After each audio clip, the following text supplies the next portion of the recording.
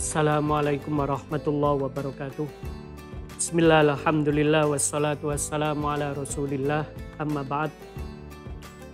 Melanjutkan pada hadis ke-32 dengan judul Nafyud Doror fil Islam. Menghilangkan sisi-sisi kemudorotan atau bahaya di dalam Islam. An Abi Sa'ad bin Sinan Al-Khudri radhiyallahu anhu anna Rasulullah sallallahu alaihi wasallam qala la dororo wala diroro. Hadis ini merupakan salah satu hadis yang menjadi sumber dari 5 kaidah pokok fikih, di samping kaidah-kaidah seperti al-umuru bimaqasidiha, al-yakin la yuzalu bisyak, al-masyaqqatu tajlibut taisir, al-adatul muhakkama, yang lain adalah ad-dororu yuzalu. Kaidah ini menunjukkan bahwa dororo itu artinya tidak boleh ada inisiatif melakukan keburukan. Sehingga dengan demikian keburukan apapun yang bersifat inisiatif dari diri kita itu tidak diperkenankan. Demikian halnya dengan diror. Diror ini artinya merespon keburukan orang lain. Ketika ada orang lain berbuat dolim, lalu kita tidak membalas, berarti kita tidak melakukan diror. Dalam sebuah doa dikatakan, waj'al sa'rona ala mang dzalaman. Ya Allah, jadikan bahwa kezaliman yang dilakukan oleh orang yang menzalimiku itu menjadi yang terakhir, sehingga kita tidak membalas kezaliman dengan kezaliman yang lain. Akan tetapi kaidah ini punya banyak perspektif. Yang pertama adalah bukan berarti dalam Islam menafikan hal-hal yang bersifat hukuman. Kaidah ini tidak menafikan adanya hukuman di dalam Islam seperti hukum jinayah, ada hukum kisos, potong tangan, rajam. Walaupun secara aktual hukuman-hukuman tersebut itu mengakibatkan kematian atau pencederaan, namun dari sisi manfaat, hal itu berdampak positif bagi kehidupan masyarakat. Dengan adanya hukuman rajam, hukuman potong tangan, hukuman kisos itu sangat mempengaruhi kuantitas dari jumlah tindak kriminal. Terbukti pada negara-negara yang menerapkan hukum Islam tersebut, tingkat kriminalitasnya lebih sedikit daripada negara-negara yang tidak menerapkan hukum jinayat. Artinya bahwa kaidah ini tidak menafikan adanya hukuman fisik di dalam Islam. Lalu yang kedua, hadis ini juga memberikan makna Islam itu agama yang ringan, tidak memberatkan, kecuali sebatas sesuatu yang bisa ditanggung oleh manusia. Puasa itu sulit, tapi secara wajar manusia mampu untuk menanggungnya. Demikian halnya dengan pelaksanaan ibadah haji atau umroh yang itu membutuhkan tenaga, namun manusia mampu untuk menanggulanginya.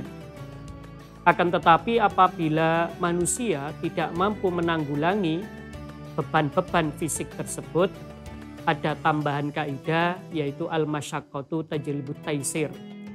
Orang yang punya potensi mengalami kesulitan seperti orang sakit, musafir, ini mendapatkan sejumlah dispensasi di dalam Islam.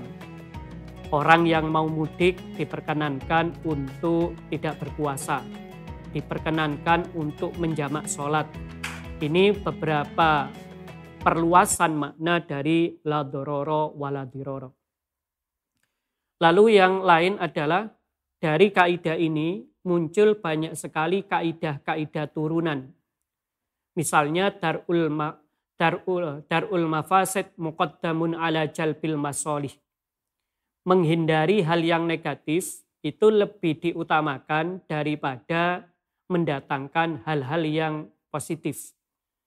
Dalam konteks ini, yang terpenting bagi kita sebagai umat Islam adalah meminimalisasi jumlah-jumlah kemaksiatan yang kita lakukan di bulan suci Ramadan.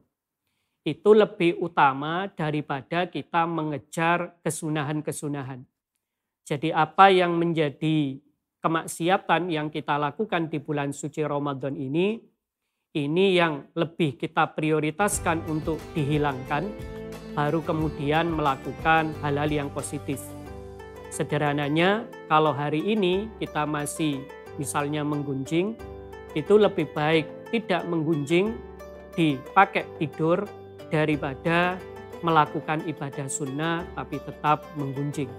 Dalam konteks ini adalah darul mafasid muqaddamun ala jalbil masolih, yaitu menghindari hal yang negatif lebih diutamakan daripada mengejar hal-hal yang positif. Salah satu wujud daripada kaidah ini dijelaskan di dalam hadis berikutnya, yaitu hadis ke-33. An Ibni Abbas radhiyallahu anhuma anna Rasulullah sallallahu alaihi wasallam qala, "Lau yu'tan nas bidakwahum," jika setiap manusia itu dikabulkan setiap dakwaannya, gugatannya, la'adda rijalun amwala qaumin wa dima'ahum, niscaya akan terjadi penyerobotan atau penzoliman terhadap harta orang lain maupun nyawa orang lain. Lakinnal bayyinah 'alal mudda'i wal yamin 'ala man angkar.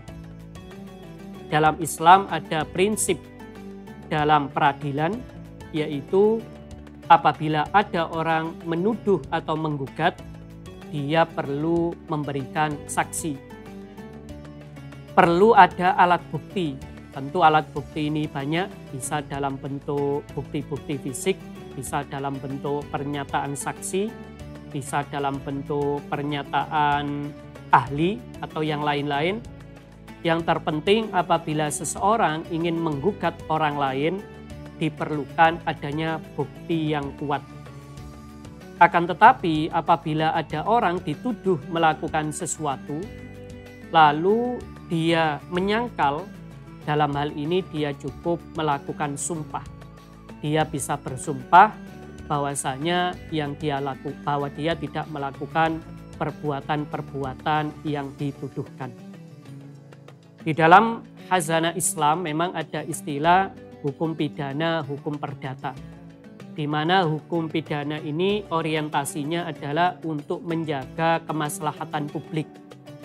Oleh karena itu, seperti kasus-kasus pembunuhan yang masuk kategori tindak pidana, dalam konteks ini perlu adanya pembuktian-pembuktian yang kuat. Di sisi lain, ada kasus-kasus perdata yang melibatkan antar individu, seperti dalam kasus-kasus penipuan misalnya, ada orang tidak membayar hutang lalu terjadi konflik, maka dalam hal-hal ini juga ditangani di dalam Islam.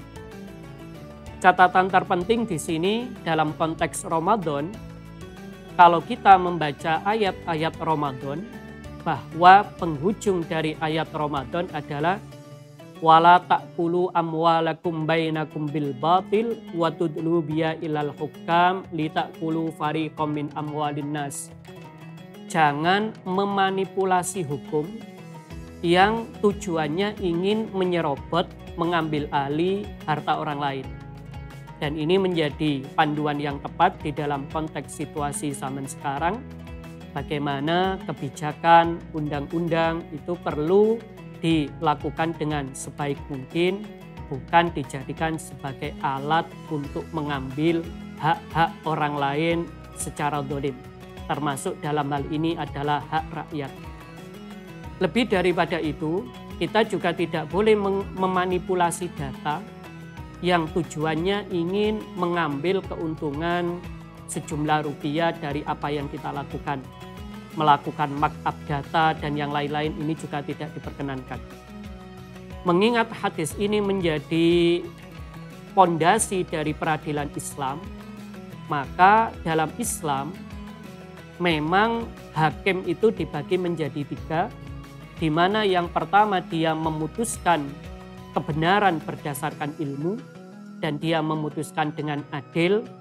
Inilah yang disebut dengan sabilar rusydi, yaitu hakim yang memutuskan secara akurat berdasarkan ilmu.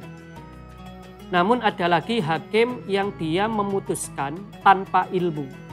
Meskipun keputusannya tepat, tapi dia tetap masuk kategori hakim yang berpotensi masuk neraka karena saat memutuskan dia melakukan spekulasi bukan berdasarkan ilmu yang dimiliki. Ini yang disebut dengan dolal. Dolal artinya tidak mengetahui apa yang dia lakukan atau tersesat.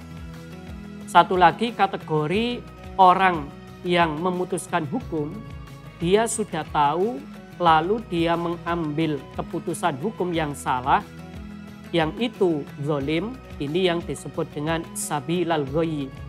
Sabilal ghayyi ini artinya sudah tahu ilmu-ilmu tentang kebenaran, namun dia tidak menerapkannya, tahu bahwasanya ada orang itu salah, lalu diputuskan benar, atau sebaliknya tahu kalau orang tersebut benar, lalu diputuskan salah.